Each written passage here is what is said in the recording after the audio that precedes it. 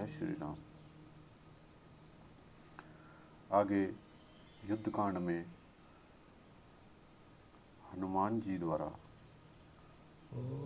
शुंभ के छोटे भाई निकुंभ का वध के बारे में वर्णन किया गया है। निकुंभो भातृं दृष्ट्वा सुग्रीवेण निपातितं प्रदहनीव कोपेन वानरेंद्र मुदेक्षत। सुग्रीव के द्वारा अपने भाई कुंभ को मारा देख निकुंभ ने वानरराज की ओर इस प्रकार देखा मानो उन्हें अपने क्रोध से ही दग्ध कर देगा। उस धीर वीर ने महेंद्र पर्वत के शिखर जैसा एक सुंदर और विशाल परिघ हाथ में लिया, जो फूलों की लड़ियों से अलंकृत था और जिसमें 5-5 अंगुल के चौड़े लोहे के पत्थर जड़े गए थे। उस परिघ में सोने के पत्थर भी जड़े गए थे। उसे हीरे और मूंगे से भी विभूषित किया गया था। वह परिघ यमदंड के समान भयंकर और राक्षसों के भय का नाश करने वाला था। उस इंद्रध्वज के समान तेजस्वी परिघ को घुमाता हुआ वह महातेजस्वी भयानक पराक्रमी राक्षस निकुंभ मुंह फैलाकर जोर जोर से गर्जना करने लगा। उसके वस्त्र स्थल में सोने का पदक था, भुजाओं में बाजूबंद शोभा देते थे, कानों में विचित्र कुंडल झिलमिला रहे थे और गले में विचित्र माला जगमगा रही थी। इन सब आभूषणों से और उस परिघ से भी निकुंभ को वैसी ही शोभा होती थी जैसे विद्युत और गर्जना से युक्त मेघ इंद्र धनुष से सुशोभित होता है।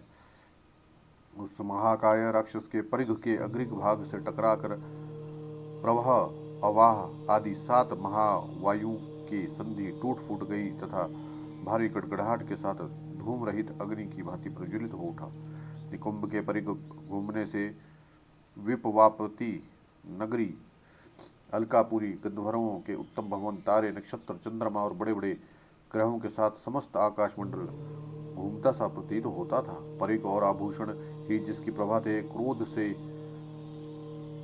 ही जिसके लिए ईंधन का काम कर रहा था, वह निकुंभ नामक अग्नि प्रलय काल के आग के समान उठती और अत्यंत दुर्जय हो गई। उस समय राक्षस और वानर भय के मारे हिल डुल भी न सके। केवल महाबली हनुमान अपनी छाती खोलकर उस राक्षस के सामने खड़े हो गए। निकुंभ की भुजाएं परिघ के समान थी।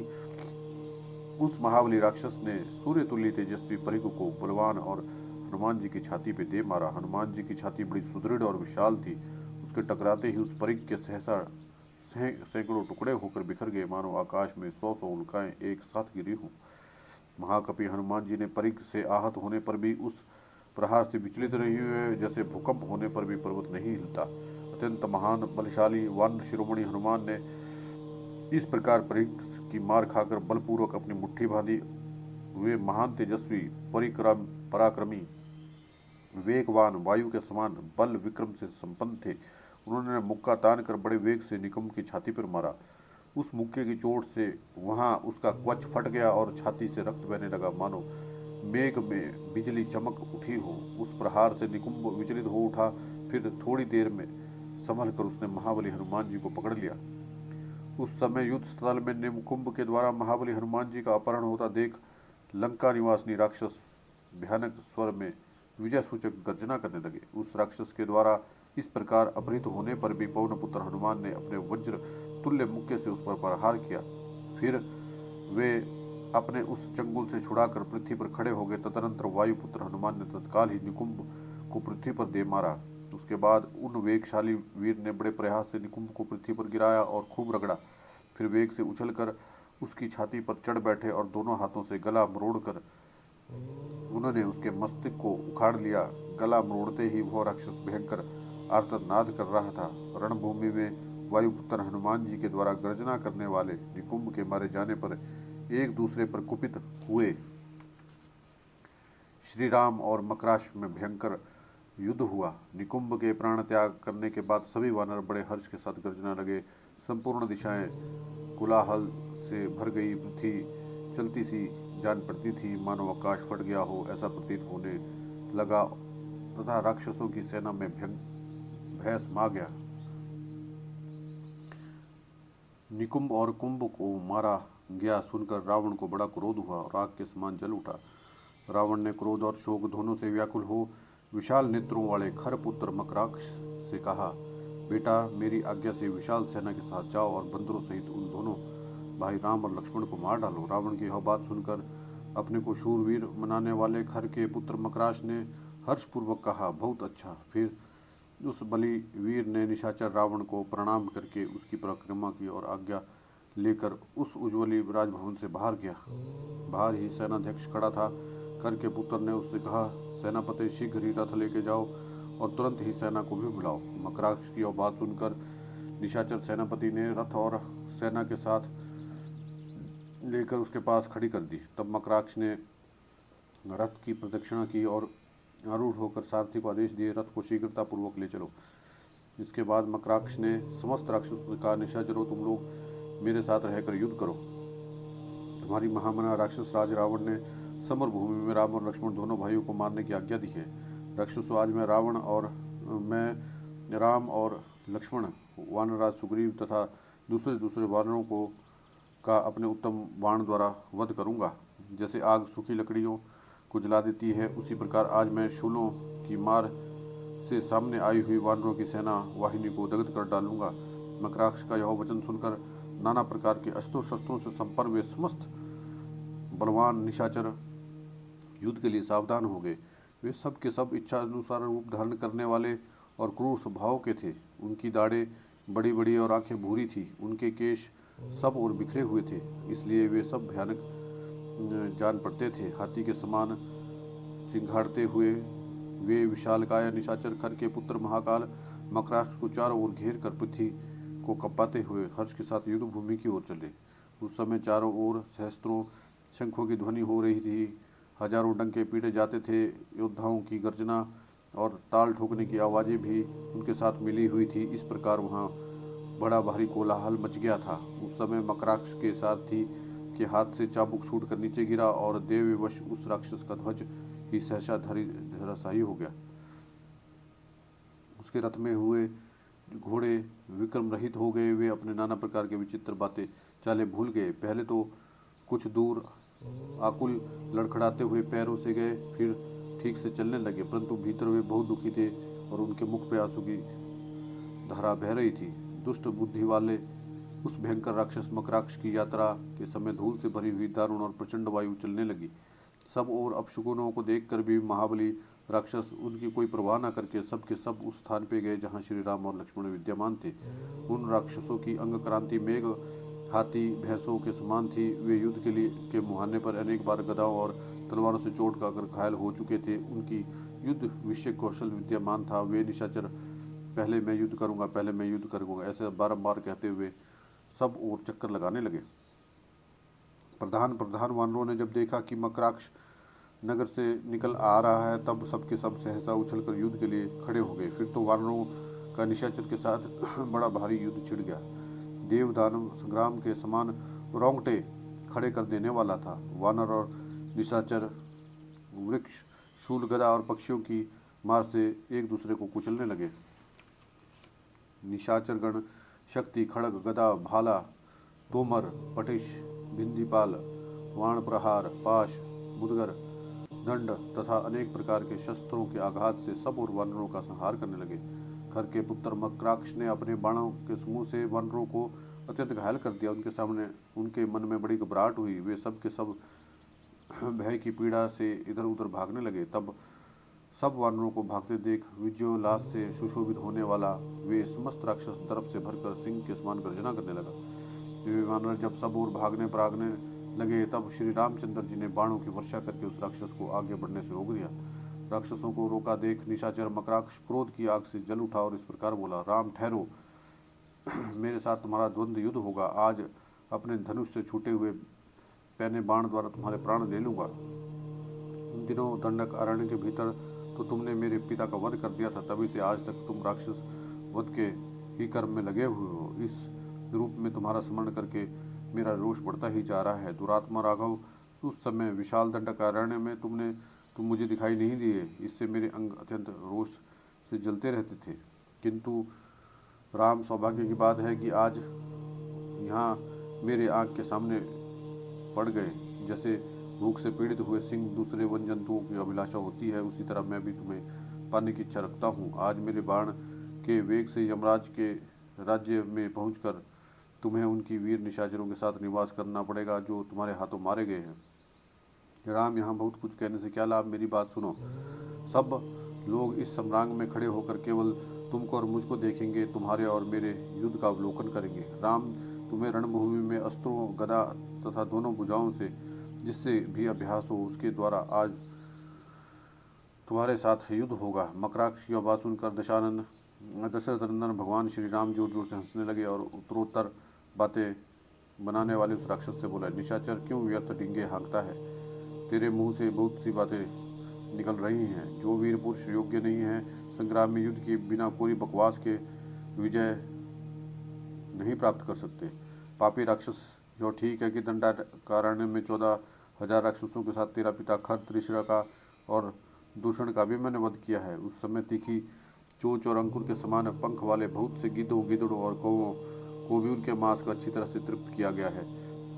अब आज तेरे मांस से भरपेट भोजन पाएंगे। श्री रघुनाथ जी के ऐसा कहने पर महाबली मकराक्ष ने रणभूमि में उनके ऊपर बाण समूह की वर्षा आरंभ कर दी, परंतु श्री राम स्वयं भी बाणों की बौछार करके उस राक्षस के बाण के टुकड़े टुकड़े कर डाले। वे कटते हुए सुनहरी पांख वाले सहस्त्रों बाण पृथ्वी पर गिर पड़े। दशरथ नंदन श्री भगवान श्री राम तथा राक्षस खर के पुत्र मकराक्ष इन दोनों में एक दूसरे के निकट आकर बलपूर्वक युद्ध होने लगा।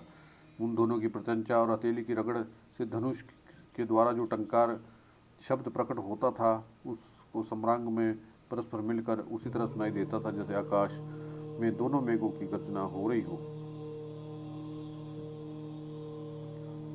देवता, दानव, गंधर्व, किन्नर और बड़े बड़े नाग, ये सब के सब उस अद्भुत युद्ध को देखने के लिए अंतरिक्ष में खड़े हो गए।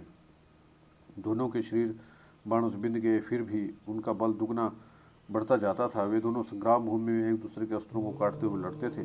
श्री रामचंद्र जी के छोड़े हुए बाण समूह से वह राक्षस रणभूमि में काट डालता था और राक्षस के चलाए हुए सहायकों को श्री राम जी अपने बाणों द्वारा टूक टूक कर डालते थे। संपूर्ण दिशाएं और विदिशाएं बाण समूहों से आच्छादित हो गई थी तथा सारी पृथ्वी ढक गई थी। चारों ओर कुछ भी दिखाई नहीं देता था। तदनंतर महाभाव श्री राम जी ने क्रोध में भरकर उस राक्षस के धनुष को युद्ध भूमि में काट दिया और 8 नाराजों द्वारा उसके सारथी को भी पीट दिया। फिर अनेक बाणों से रथ को छिन्न भिन्न करके श्री राम ने घोड़ों को भी मार दिया। रथहीन हो जाने पर निशाचर मकराक्ष भूमि पर खड़ा हो गया। पृथ्वी पर खड़े हुए उस राक्षस ने शूल हाथ में ले लिया जो प्रलय काल की अग्नि के समान दीप्तिमान और समस्त प्राणियों को भयभीत करने वाला था। वह परम दुर्लभ और महान शूल भगवान शंकर का दिया हुआ था और जो कि बहुत ही भयंकर था। वह दूसरे संहार रास्त्र की भांति आकाश में प्रज्वलित हो उठा। उसे देखकर संपूर्ण देवता भी भय से पीड़ित हो गए, सब दिशाओं में भाग गए।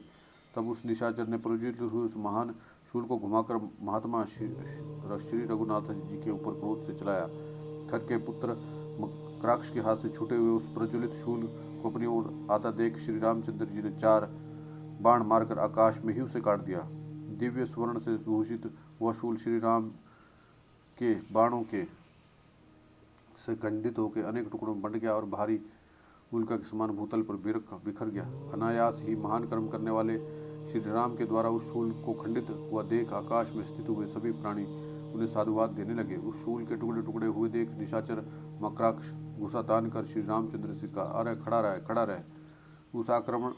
उसे आक्रमण करते देख श्री रामचंद्र जी ने हंसकर अपने धनुष पर आग्नेयास्त्र का संधान किया और उस अस्त्र के द्वारा उन्होंने रणभूमि में तत्काल ही राक्षस पर प्रहार किया। बाण के आघात से राक्षस का हृदय विदीर्ण हो गया और वो गिर गया और मर गया।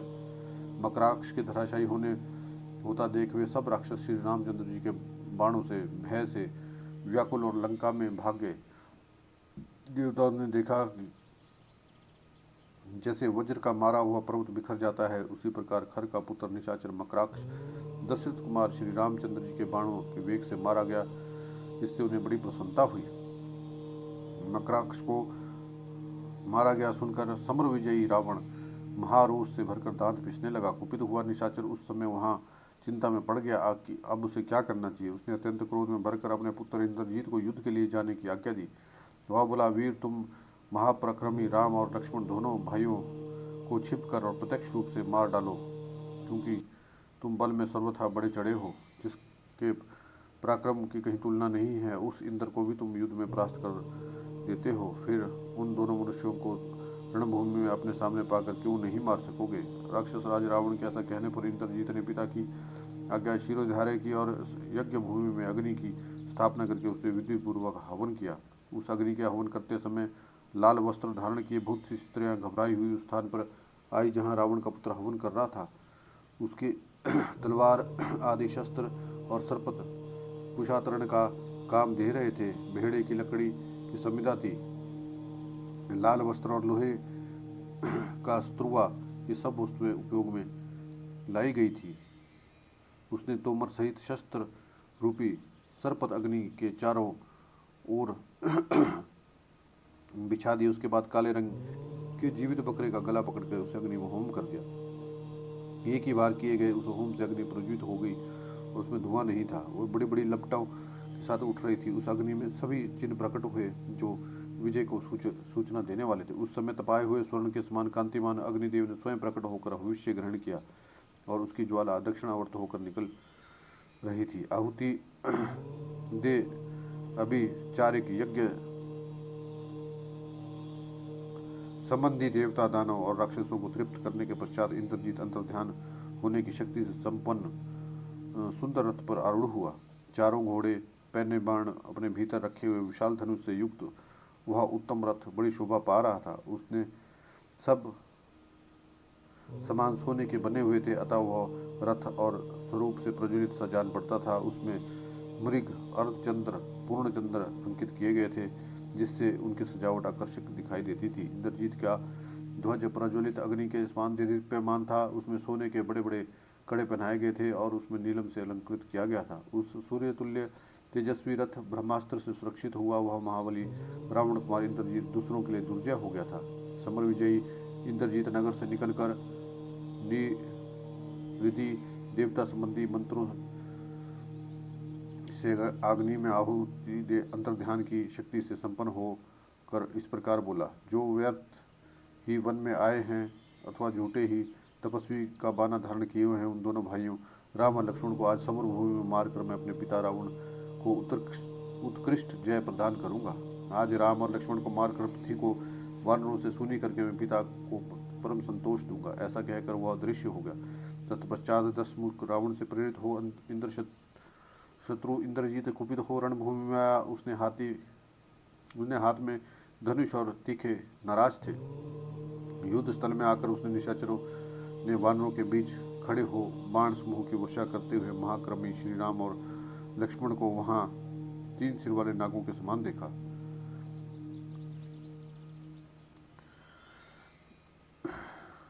वे ही वो दोनों, ऐसा सोचकर इंद्रजीत ने अपने धनुष पर प्रत्यंचा चढ़ी और जल की वर्षा करने वाले मेघ की भांति अपने बाण धाराओं से संपूर्ण दिशाओं में भर दिया। उसका रथ आकाश में खड़ा था और श्री राम और लक्ष्मण युद्ध भूमि में विराजमान थे। उन दोनों की दृष्टि से ओझल हो वह राक्षस उन्हें पैने बाणों से बीधने लगा। उनके बाणों के वेग से व्याप्त हुए श्री राम और लक्ष्मण ने अपने अपने धनुष पर बाणों का संधान करके दिव्यास्त्र प्रकट किए। उन महाबली बंधुओं ने सूर्य तुल्य तेजस्वी बाण समूह से आकाश को आच्छादित करके भी इंद्रजीत को अपने बाणों से स्पर्श नहीं किया। उस तेजस्वी राक्षस ने माया की धूम जनित अंधकार से सृष्टि की और आकाश को ढक दिया, साथ ही कोहरे का अंधकार फैलाकर चारों दिशाओं को ढक दिया। उसकी प्रत्यंचा की टंकार नहीं सुनाई देती थी, पहियों की घरघराहट और घोड़ों की टाप की आवाज़ भी कानों में नहीं पड़ती थी। वो सब ओर विचरते हुए उस राक्षस का रूप दृष्टिगोचर नहीं होता था। महाभाव इंद्रजीत उस घने अंधकार में जहाँ दृष्टि काम नहीं करती थी, पत्थरों की अद्भुत वृष्टि के समान नाराज नामक बाणों की वर्षा करने लगा। सम्रांग में कुपित हुए रावण कुमार ने वरदान में प्राप्त हुए सूर्य तुल्य तेजस्वी बाणों द्वारा श्री राम के संपूर्ण अंगों में घाव कर दिए। जैसे 2 पर्वतों पर जल की धाराएं बरस रही थी, उसी प्रकार 2 नरश्रेष्ठ वीरों पर नाराजों की मार पड़ने लगी। उस अवस्था में दोनों वीर भी सोने के पंखों से सुशोभित तीखे बाण छोड़ने लगे। वे कंक पत्र युक्त बाण आकाश में पहुंचकर रावण कुमार इंद्रजीत को क्षत विक्षत करके रक्त में डूबे हुए पृथ्वी पर गिर पड़े। बाण समूहों से अत्यंत दीप्यमान 2 नर श्रेष्ठ वीर अपने ऊपर गिरते हुए सहायकों के अनेक भल्ल मार काट गिराते थे। जिस ओर तीखे बाण आते दिखाई देते उसी ओर वे दोनों भाई दशरथ कुमार श्री राम और लक्ष्मण अपने उत्तम अस्त्रों को चलाया करते थे। अतिरथी वीर रावण पुत्र इंद्रजीत अपने रथ के द्वारा संपूर्ण दिशाओं में दौड़ लगाता और बड़ी फुर्ती से अस्त्र शस्त्र चलाता। उसने अपने पैने बाणों द्वारा उन दोनों दशरथ कुमारों को घायल कर दिया।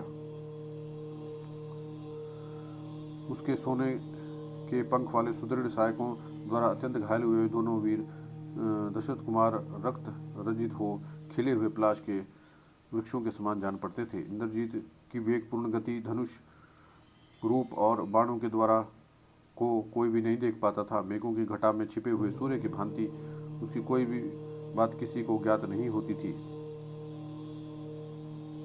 उसके द्वारा घायल और आहत होकर कितने ही वानर प्राणों से हाथ धो बैठे और सैकड़ों योद्धा मरकर पृथ्वी पर गिर पड़े। तब लक्ष्मण को बड़ा क्रोध हुआ और उन्होंने अपने भाई से कहा, आर्य, अब मैं समस्त राक्षसों के संहार के लिए ब्रह्मास्त्र का प्रयोग करूंगा। उसकी यह बात सुनकर श्री राम ने शुभ लक्ष्मण संपन्न लक्ष्मण से कहा, भाई, एक के कारण भूमंडल के समस्त राक्षसों का वध करना तुम्हारे लिए उचित नहीं है। महाभाव, जो युद्ध ना करता हो, छिपा हो, हाथ जोड़कर शरण में आया हो, युद्ध से भाग रहा हो अथवा पागल हो गया हो, ऐसे व्यक्तियों को तुम्हें मारना नहीं चाहिए। अब मैं उस इंद्रजीत के वध का प्रयत्न करता हूँ। आओ हम लोग विषैले सांपों की भांति भयंकर और अत्यंत वेगशाली अस्त्रों का प्रयोग करें। वो मायावी राक्षस बड़ा नीच है। इसने अंतर्धान शक्ति से अपने रथ को छिपा लिया है। यदि यह दिख जाए तो वानर युद्धपति इस राक्षस को अवश्य ही मार डालेंगे।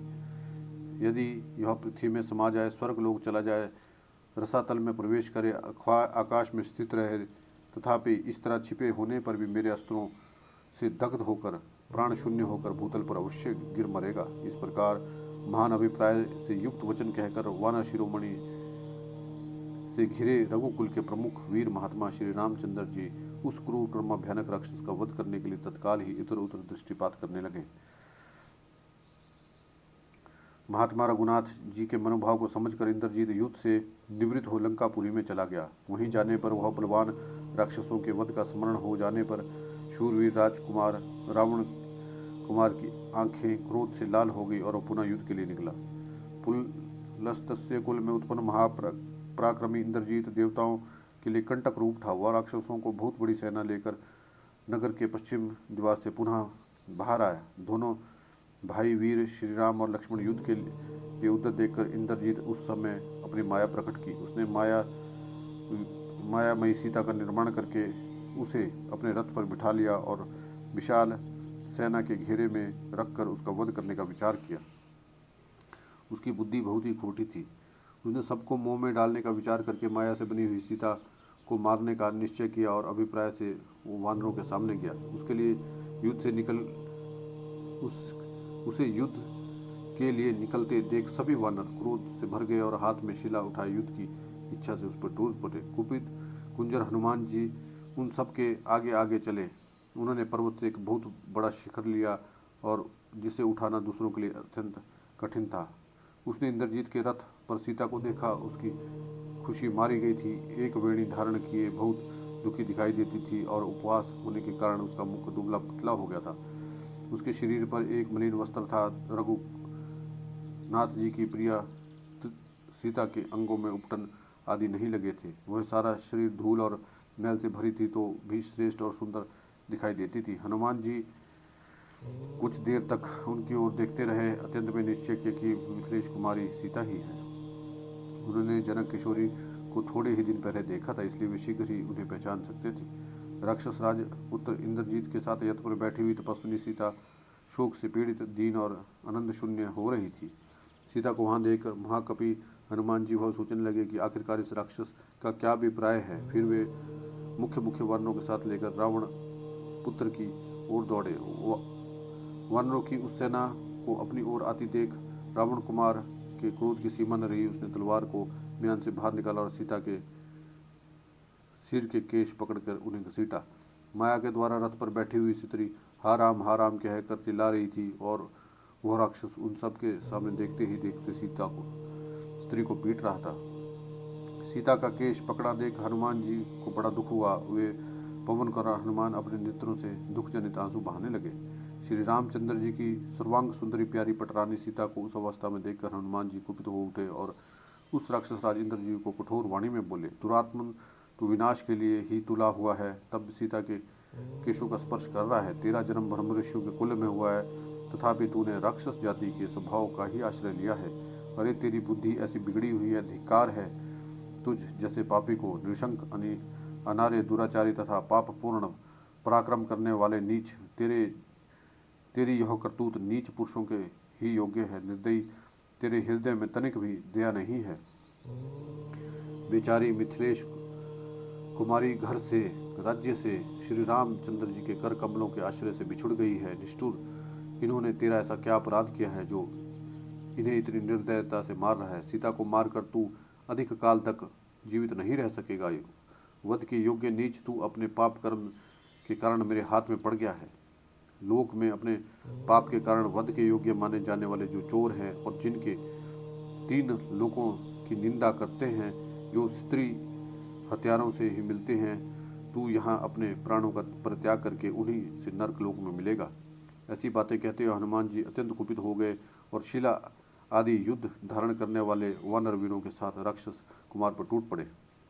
वानरों के उस महापराक्रमी सैन्य समुदाय को आक्रमण करते देख इंद्रजीत ने भयानक क्रोध वाले राक्षसों की सेना को आगे बढ़ने से रोका। फिर सहस्त्रों बाणों के द्वारा उस वानर वाहिनी में हलचल मचाकर इंद्रजीत ने कुपित हो श्रेष्ठ हनुमान जी से कहा, वानर सुग्रीव, राम, तुम सब लोग जिसके लिए यहाँ आए हो, उस विधेय कुमारी सीता को मैं आज तुम्हारे देखते ही देखते मार डालूंगा। इसे मारकर मैं क्रमशः राम, लक्ष्मण, तुम्हारा, सुग्रीव का और उस अनार्य विभीषण का विवध कर डालूंगा। बंदर, तुम यही कह रहे थे कि ना किसी स्त्री को मारना नहीं चाहिए। उसके उत्तर में मुझे यह कहना है कि जिस कार्य करने से शत्रुओं को अधिक कष्ट पहुँचे वही कर्तव्य माना गया है। हनुमान जी से ऐसा करके कहकर इंद्रजीत ने स्वयं तेज धार वाली तलवार से रोती हुई मायामयी सीता पर घातक प्रहार किया।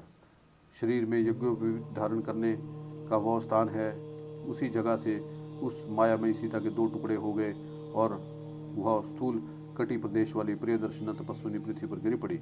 उस स्त्री का वध करके इंद्रजीत ने हनुमान से कहा, देख लो, मैंने राम की प्यारी पत्नी को तलवार से काट डाला। यह रही कटी हुई विधेय कुमारी सीता। अब तुम लोग युद्ध के लिए परिश्रम व्यर्थ है। इस प्रकार स्वयं इंद्रजीत विशाल खड्ग से उस मायामयी स्त्री का वध करके रथ पर बैठे बैठा हर्ष के साथ जोर जोर से सिंहनाद करने लगा। पास ही खड़े हुए वानरों ने उसकी गर्जना को सुना और उस दुर्गम रथ पर बैठकर मुंह बाए बिकट सिंहनाद करता था। रावण के उस पुत्र की बुद्धि बड़ी खोटी थी। उसने इस प्रकार मायामयी सीता का वध करके अपने मन में बड़ी प्रसन्नता का अनुभव किया।